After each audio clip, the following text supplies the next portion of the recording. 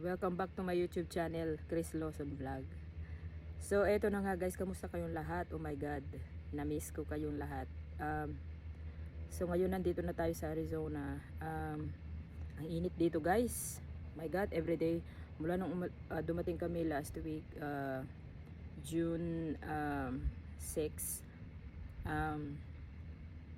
Grabe ang init. So yeah, everyday record dito sa Arizona. Like yesterday 112, 113 record dito sa Florence area.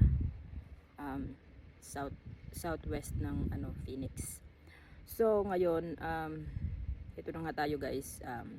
Kumusta kayong lahat? Oh my god, sorry guys, hindi ako nakakapag support sa inyong mga channels most of the time nung nasa Pilipinas ako, kasi napakahirap talaga internet doon.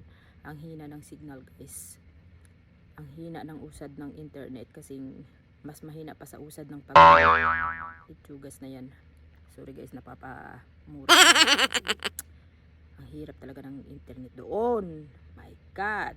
So yeah, muntik na magkamatay yung ibang mga tanim ko. Ang iba nga nagkamatay na. So nandito ako sa backyard ngayon guys, naglinis-linis habang hindi pa masyadong mainit. Oh my god, nag wash off ng mga furniture dito sa back patio. Tapos ayan, papakita ko sa inyo ha.